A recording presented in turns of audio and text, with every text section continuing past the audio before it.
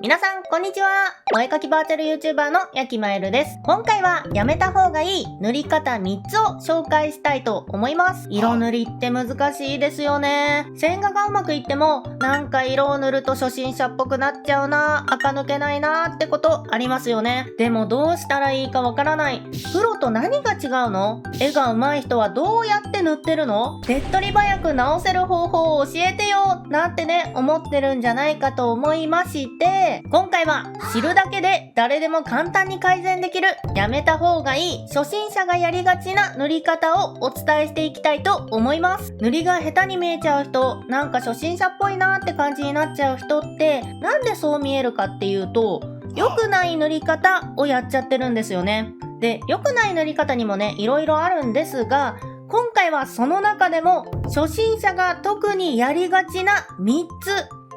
をね、厳選して紹介していきたいと思います。早速ですが、そのやめた方がいい3つの塗り方はこちらです。彩度の高い色の使用、G ペンとエアブラシの使用、加工のやりすぎです。初心者が描いたのかなって感じの絵や、下手に見えちゃう絵は、だいたいこの3つのどれかか、ひどい場合だと全部をやっちゃっていることがほとんどです。しかもやってる人、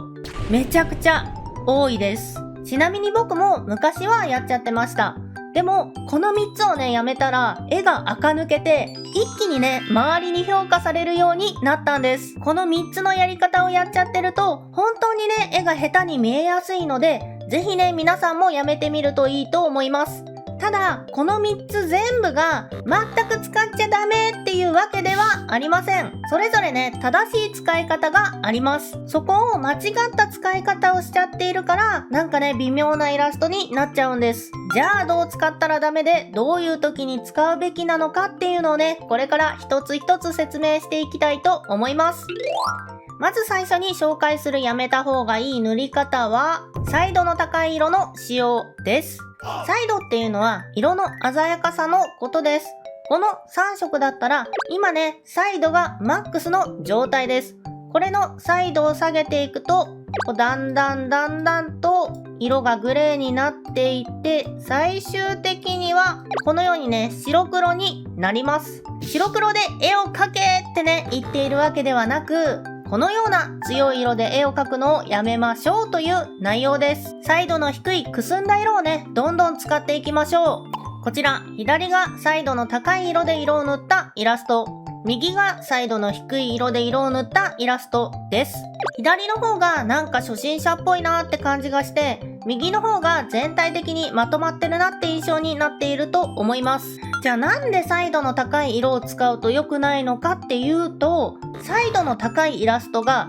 イコール下手っていうね、話じゃないんです。彩度の高い色って色塗りの難易度がめちゃくちゃ高いんですよ。これファッションで考えるとすごくわかりやすくて、白黒灰色、あってね、茶色とか紺とかだとね、おしゃれってね、すごい簡単じゃないですか。でも、赤やら青やらピンクやら緑やら黄色やらを使っておしゃれに着こなせって言われたら、ファッションってね、すごく難しいんですよ。絵もこれと同じで、彩度の高い絵で上手な絵を描くっていうのはめちゃくちゃ難しいことです。実はね、簡単にできる方法っていうのもあるんですが、その方法とかも含めて、それなりに色のことっていうのを知ってないと上手に描けないんです。なので、色の勉強とかをまだしていないなら、彩度の低い色で絵を描いていった方が上手に見えやすいのでおすすめなんです。で、もしカラフルな絵を描きたいと思っている人いると思うんですが、そういった方でもね、一旦彩度の低い色で絵を描いた方が良くて、その理由は彩度の低い色を扱う技術っていうのはカラフルな絵でも絶対に必要になってくるんですよ。カラフルな絵もちゃんとね分析してみるとわかるんですが、意外にね彩度の低い色をうまく使ってるイラストって多いんです。なのでまずは彩度の低い色をうまく扱えるようになった方が絶対にいいと思います。はい、で次に紹介するやめた方がいい塗り方はこちら、 G ペンとエアブラシの使用です。これなんで良くないかっていうと、 G ペンは境界値がはっきりしすぎてる、エアブラシは境界値がぼやけすぎてるからなんです。これが G ペンで描いた線。これがエアブラシで描いた線です。こういった極端なブラシってすごい扱いにくくて、G ペンやエアブラシで自然なイラストを描くっていうのはね、本当に難しいんです。ちなみにアニメ塗りとかは別です。あれはね、G ペンみたいなくっきりしたペンで描いてもいいと思います。そういうものなんで。でも、僕が描くような、こういうね、種類のイラストの場合は、G ペンやエアブラシメインで描いてしまうと、めちゃくちゃ難しいのでおすすめしません。さっきのサイドもそうだったんだけど、イラスト初心者さんたち、難易度の高い塗り方ばっかりやろうとしすぎ。もっと簡単な方法で塗ろうよ。じゃあ、どんなブラシを使ったらいいのっていうと、それは水彩系って言われてるブラシです。お絵描きソフトによって名前は違うんですが、どういう特性のあるペンかっていうと、僕は自分で作ったヤキマエルの塗り丸っていうね、オリジナルのペンを使っているんですが、このペンなんですけど、ペンのストロークで、こうやってね、段階的に色が薄くなったり、ペンの境界値も G ペンみたいにはっきりしすぎず、でもエアブラシみたいにモヤモヤもしてないっていうペンになっています。このオリジナルペンはファンボックスに入っている方向けに配布していますので、もしね欲しいっていう方は概要欄のリンクからご確認ください。とこんな感じの間を取ったようなペンの方が無難で扱いやすいんです。で、G ペンやエアブラシなんですが、これもね、使ってるイコール絵が下手っていうわけじゃないです。使ってるプロイラストレーターさんたくさんいて、正直ね、僕もめちゃくちゃ使っています。使ってんのかよってね、思うかもしれませんが、これね、使うタイミングっていうのがあって、最初に G ペンは境界値がはっきりしすぎてる、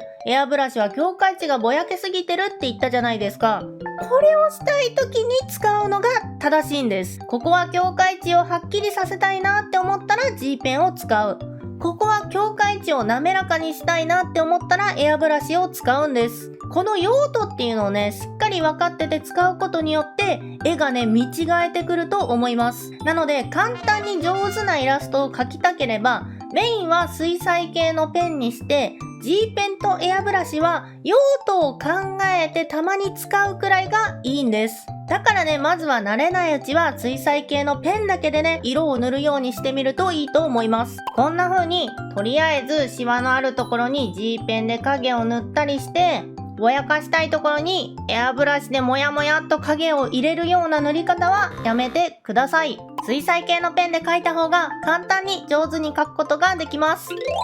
はい、そして最後に紹介するやめた方がいい塗り方はこちら。加工のやりすぎです。特にね、火山発光とオーバーレイ系ですね。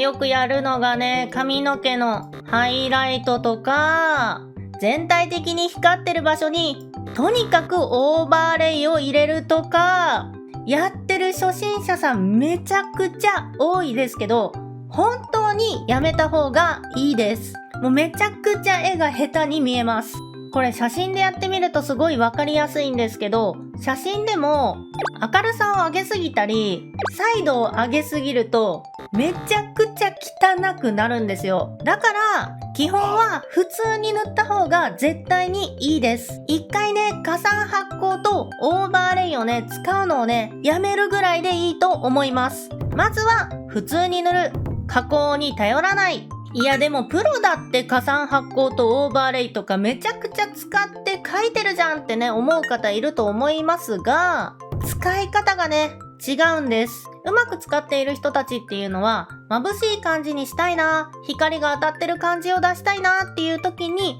ほんのりね、入れるだけなんです。例えばこれ、違いわかりますかね？ほんのりね、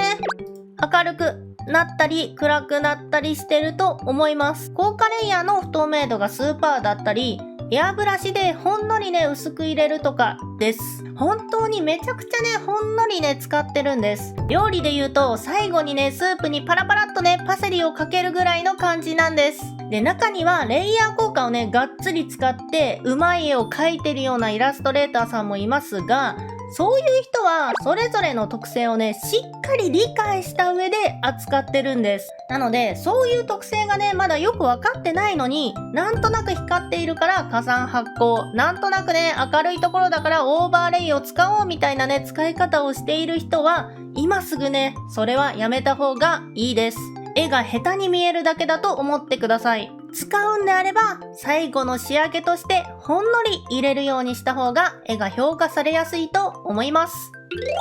はい、ということで紹介してきましたやめた方がいい塗り方3つなんですが、どれもこれもね、本当に初心者さんがやりがちな塗り方ばかりです。何度も言いますが、これらを使ってるイコール絵が下手ではないんです。この3つはね、使うのが難しいものなんです。難しいやり方ばかりやっていても、そう簡単にうまく扱えるようにはならない。だから初心者がやると下手な感じの絵になりやすいんです。そうするとね、いつまで経っても絵が周りに評価されなくって、それってね、すごく辛いことだと思うんです。だから、最初はね、簡単な方法で、うまいってね、思ってもらえるイラストを描いていった方が、絶対にね、楽しいじゃないですか。で、その中で難しい技術の扱い方っていうのをね、少しずつ身につけていけばいいんです。その方がね、より多くの人に自分の絵を早く見てもらえて、楽しくね、絵が続けられると僕は思います。今回紹介した3つの塗り方は、初心者感が特に出やすい塗り方ばかりですので、ぜひね、皆さん気をつけてみてください。